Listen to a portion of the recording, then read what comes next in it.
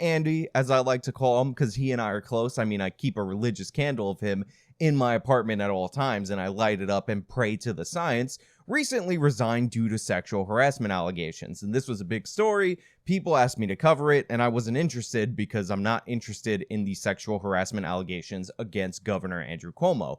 What I'm far more interested in is Cuomo's response to COVID-19, but even more interested than that makes me, and I know I said this sentence all kinds of jumbled, I'm interested in the media coverage of Cuomo and how that led to his bad policies being promulgated around the country, leading to devastating results.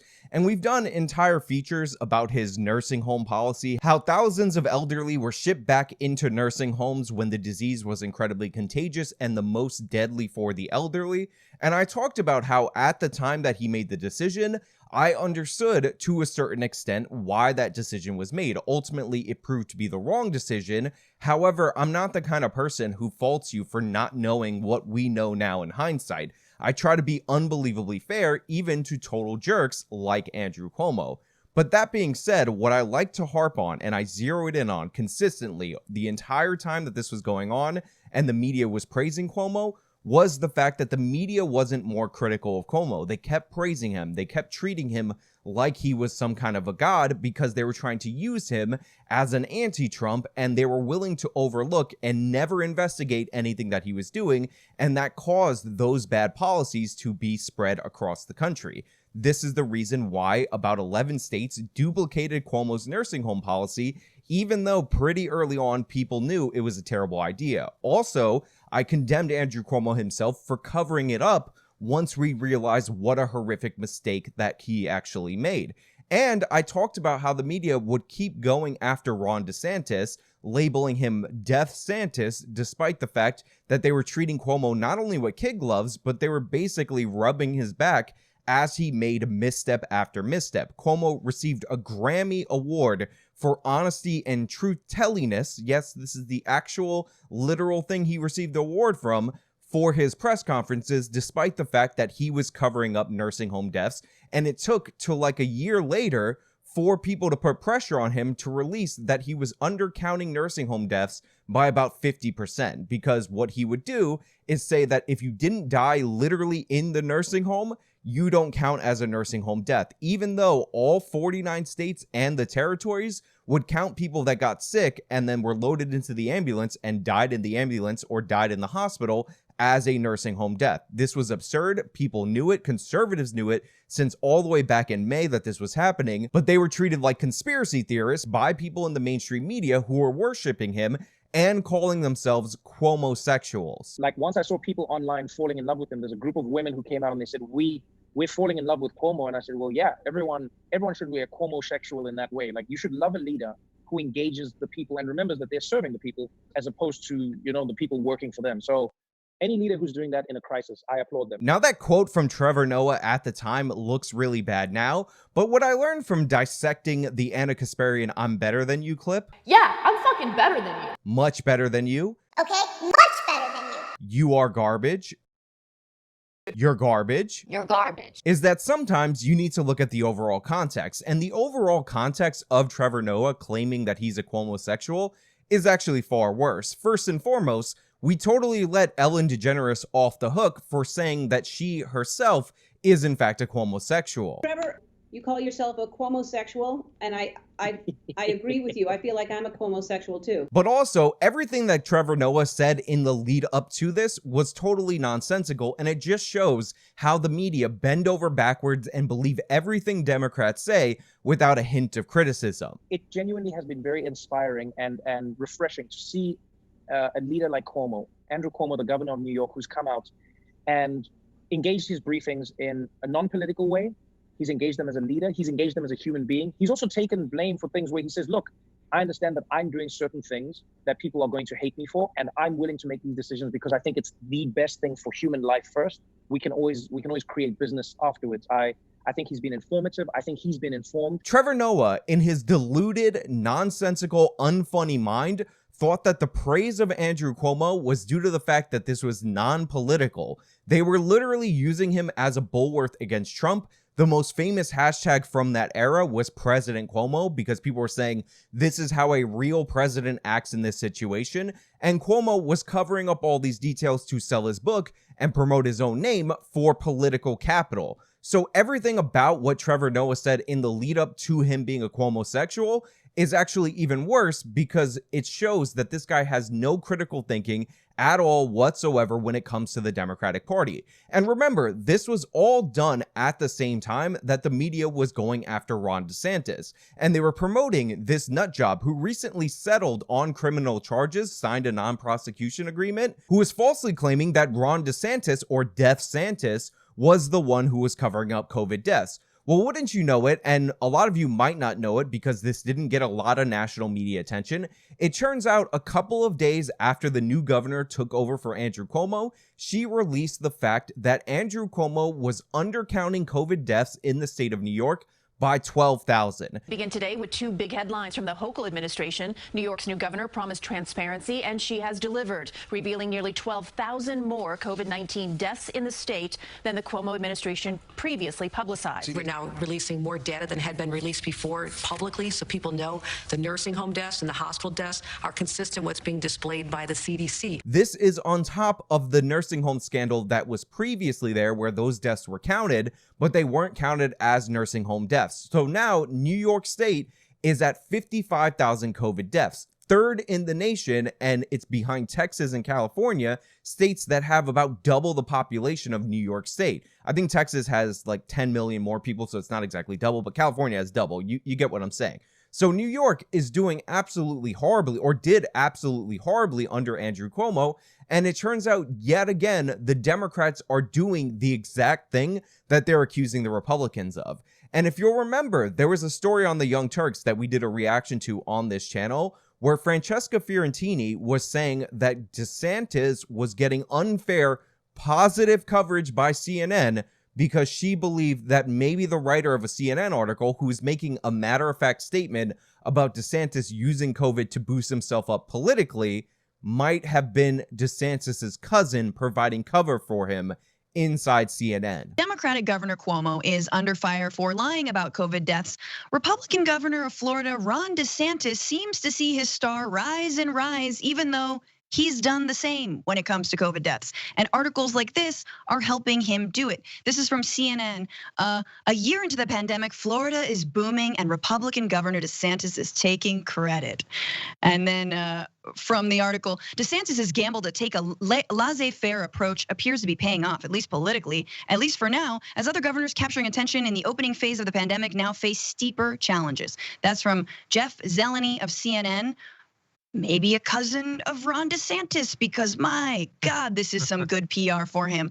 Maybe a cousin of Ron DeSantis. Maybe a cousin of Ron DeSantis. The Young Turks is a murderer's row of terrible takes and terrible commentators, but this take by this awful commentator might be one of the dumbest things I've ever heard in my entire life. Remember, Andrew Cuomo was going on the air with Chris Cuomo, his brother, by the way, they have the same exact last name, and getting puffed up during the time that he was covering this up in order to boost himself up politically and in order to sell books.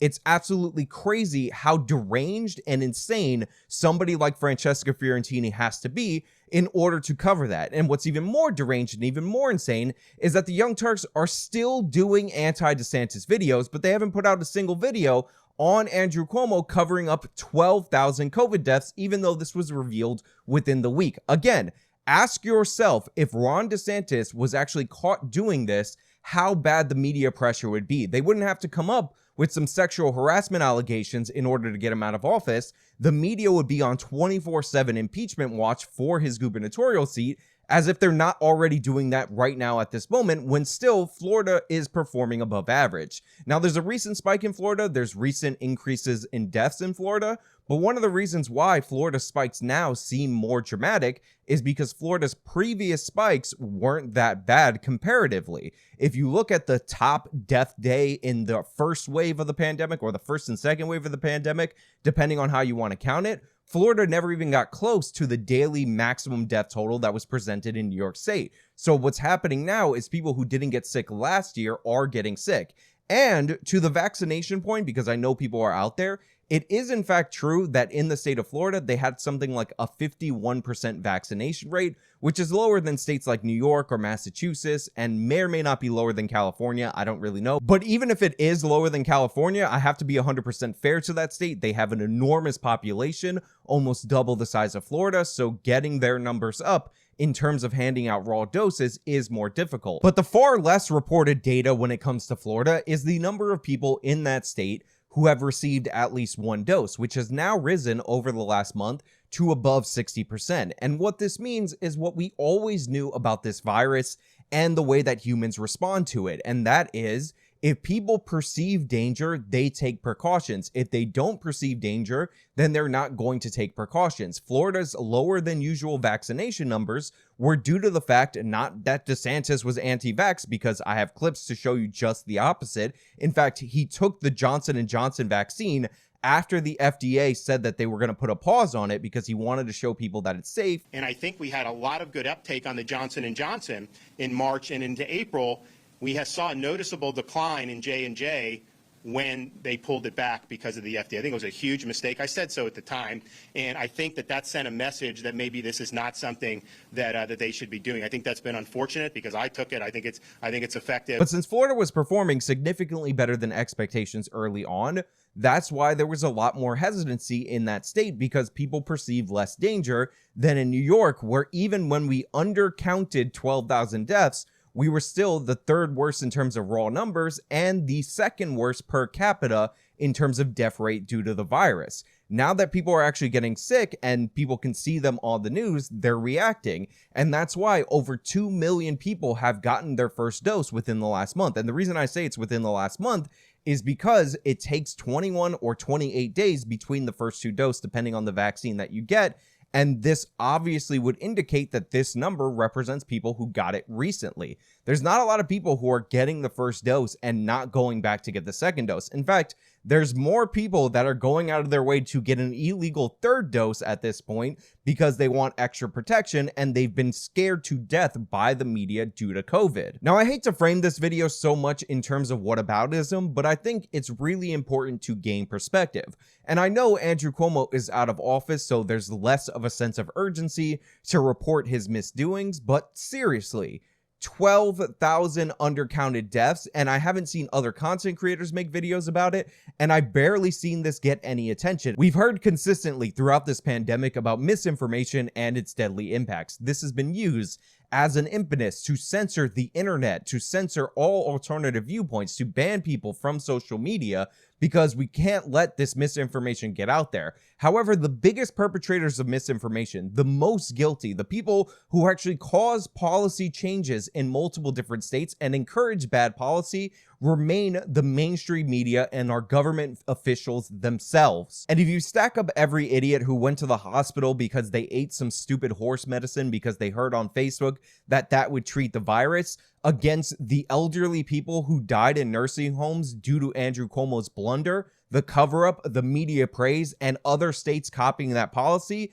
the sides are not equal, not even close. The government botched this way more, and the media helped them. They aided and abetted them in their spread of misinformation and its deadly consequences. So I don't want to hear about censorship of the internet. I don't want to hear about how we can't have the Wild West out there, because the Wild West was telling people not to put their elderly in nursing homes. The Wild West was taking note when a Pennsylvania health official, before implementing Andrew Cuomo's policy in order to get positive press attention, took her own grandmother out of a nursing home. That's what the Wild West produced, and on net, it's significantly better than the nonsense we get from the mainstream media. I said it before and I'll say it again. You should not trust people who appoint themselves as the moral arbiters for our society, who think that they're so right and they know so much good for you that they need to restrict your freedoms in order to save you from some kind of unspoken danger. Don't get your information on Facebook either. That's nonsensical. Somebody sharing a screenshot with a doctor's image purporting to have some kind of cure or some nonsense like that is nonsensical, and it's unverified information. Do your own research and do basic risk assessment. I know people get mad at me when I talk about the vaccine, But once again, the death rate from COVID is something like 1 in 10,000. The adverse reaction rate from the vaccine appears to be closer to 1 in a million. That's the best information I have in front of me as of right now. If you don't understand that risk calculation, or better yet, you do understand that risk calculation, but you put yourself in a group, or you think of yourself in a group, or you know yourself to be in a group where the death rate is far less likely than the national average for the whole population, then make the decision on your own. It's not my job to morally lecture you. It's not my job to convince you or sell a product from Big Pharma to you. All I'm going to tell you is what I've been saying this whole time, is that vaccines are pretty awesome overall, and you shouldn't be scared off by the early development, because conservatives have been arguing for decades that the FDA kills more people by delaying approval for life-saving treatment than the people who die or get seriously ill due to adverse reactions from medications. But again,